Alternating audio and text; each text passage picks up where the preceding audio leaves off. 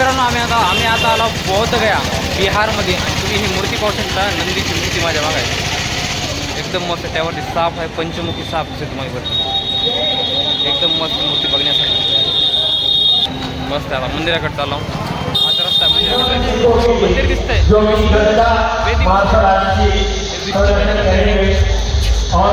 त्या ठिकाणी आम्ही पाया पडले. आज रामनवमी असल्यामुळं इथं मोठा कार्यक्रम आहे रामनवमीचा. त्या कार्यक्रमासाठी मागे तुम्हाला डीजे दिसतोय, डीजे पूर्ण जमा झाला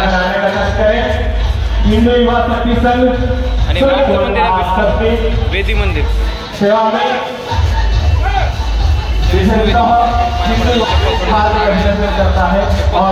मंदिरामध्ये पाया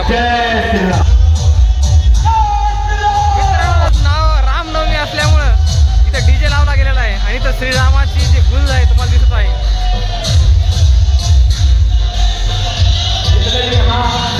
विष्णुवेदी मंदिर आहे, ज्या ठिकाणी गयासुराच्या पाठीवरती विष्णूने पाय दिले होते त्या ठिकाणचं हे मंदिर आहे.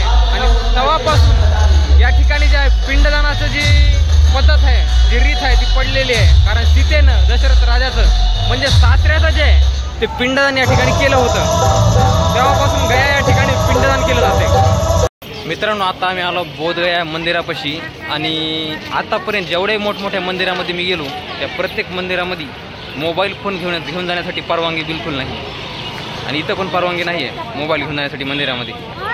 तर इथं पण व्हिडिओ काढता येणार नाही, तुम्हाला बाहेरूनच मंदिर पाहावं लागेल कारण मधून काही दिसणार नाही. कडक सिक्युरिटी आहे, तुम्ही मागं पाहू शकता पोलीस आहेत प्रत्येक ठिकाणी, प्रत्येक मंदिरापाशी कडक सिक्युरिटी. त्याच्या मंदिरामध्ये आम्ही जाऊन आलो. मंदिर जवळपास बघा 180 फूट उंच आहे. तुम्ही मागं पाहू शकता जे मंदिर दिसालंय हे गया या ठिकाणचं गौतम बुद्धांचं मंदिर आहे. आणि या ठिकाणी त्यांच्या पादुका पण आहेत, ज्या ठिकाणी 2 फुटाच्या पादुका आहेत. तर तुम्ही विचार करू शकता की त्यांची जी उंची आहे ती लगभग 15 फुटाच्या वर असेल. कारण हे तुम्हाला जे मागं शिखर दिसतंय हे शिखर जवळपास 180 फूट आहे. आणि 180 फुटाच्या शिखरमध्ये जवळपास तिथं आता देखील खाली बसलेले आहेत गौतम बुद्ध. आणि त्या ठिकाणी 15 फुटाची मूर्ती आहे. आणि त्याच्या अलीकडून एक छोटं मंदिर आहे, त्या ठिकाणी एक छोटं मंदिर आहे, त्यामध्ये पूर्णपणे मूर्त्या ज्या आहेत सोन्याच्या मूर्त्या आहेत. पूर्णपणे मंदिराच्या साईडनं शेवटपर्यंत ज्या ठेवलेल्या आहेत मूर्त्या त्या पूर्णपणे सोन्याच्या मूर्त्या आहेत. जवळपास 100-200 मूर्ती असतात त्यामध्ये पूर्ण मूर्ती जी आहे ती सोन्याच्या आहेत. आणि नंतर जे इथं जे झाड होतं ज्या ठिकाणी गौतम बुद्धांना ज्ञान प्राप्त झालं आणि ज्ञान प्राप्त झाल्यानंतर त्यांनी इथं 3 हप्ते एका ठिकाणी, दुसऱ्या ठिकाणी 5 हप्ते, तिसऱ्या ठिकाणी 6 हप्ते अशी कंटिन्यू तपश्चर्या केली. आणि त्यानंतर या ठिकाणी जे आहे त्यांच्या भक्तांनी, त्यांचे जे वंशस्थ त्या सर्वांनी हे जे मंदिर आहे पूर्ण बांधलेलं आहे. नंतर तुम्ही पाहू शकता मागे मंदिर आहे, पूर्ण 180 फुटाचं मंदिर आहे. यावरती जास्त काही लाईटिंग नाही या मंदिरावरती, मोकळंच मंदिर आहे. पण मंदिरामध्ये मोबाईल घेऊन जाण्यासाठी परवानगी बिलकुल नाही आहे. तुम्ही कधी बोधगयाला आले आणि जर तुम्ही गौतम बुद्धाचं दर्शन घेतलं नंतर त्यांच्या मंदिराच्या बाजूला राम जानकी मंदिर आहे. माझ्या मागे तुम्ही पाहू शकता ज्या ठिकाणी राम जानकी, राम लक्ष्मण सीता, जय श्रीराम, जय जय राम, जय श्रीराम, जय जय राम.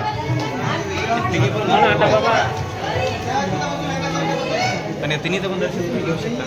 गौतम बुद्धाचं दर्शन घेतल्यानंतर मोबाईल घेऊन जाण्यासाठी परवानगी जी आहे गौतम बुद्धाच्या मंदिरामध्ये नाही आहे. पण तुम्ही आजूबाजूला जे मंदिर आहे छोटी मोठी त्या ठिकाणी तुम्ही मोबाईल घेऊन जाऊ शकता. गौतम बुद्धाच्या मंदिराच्या बाजूला राम जानकी मंदिर आणि त्यानंतर जे आहे जगन्नाथ मंदिर जे आहे राम जानकी मंदिराच्या बाजूलाच आहे. तुम्ही माझ्या मागे पाहू शकता कारण त्याच्या बाजूलाच राम जानकी मंदिराच्या बाजूला जगन्नाथ मंदिर आहे. आणि या ठिकाणी तुम्ही जगन्नाथांना पाहू शकता. या ठिकाणी पूर्णपणे राम अवतार, बलराम अवतार, परशुराम अवतार, बुद्ध अवतार, कल्की अवतार हे विष्णूचे सर्व जे अवतार आहेत या ठिकाणी लेखलेले आहेत. त्या साईडला पण तुम्ही पाहू शकता, इकडे पण काही अवतार आहेत भगवान विष्णूचे. मत्स्य अवतार पण आहे, नंतर कक्ष अवतार आहे, वराह अवतार आहे, नरसिंह अवतार आहे, वामन अवतार आहे. संपूर्ण अवतार जे आहेत या ठिकाणी मंदिराच्या समोर नावासहित मूर्तीसहित ठेवले गेलेले आहेत. एकदम मस्त पाहू शकता, एकदम सुंदर मंदिर आहे. यानंतर काही दुसरं कोणतं मोठं मंदिर नाही. हेच एक लास्ट मंदिर होतं मोठं बघण्यासारखं या ठिकाणी बोधगयाला. जर तुम्ही कधी आले बोधगयाला तर तुम्ही गौतम बुद्धाच्या दर्शनानंतर हे 2 मंदिर आहेत ज्यांचे तुम्ही दर्शन नक्की घ्या. एकदम मस्त म्हणजे. आता सध्या अंधार पडत चाललाय, लाईटच्या बाहेर आलो तर मोबाईलमध्ये पूर्ण अंधार दिसायला लागलाय. चला तर भेटूया नंतर. Bye bye.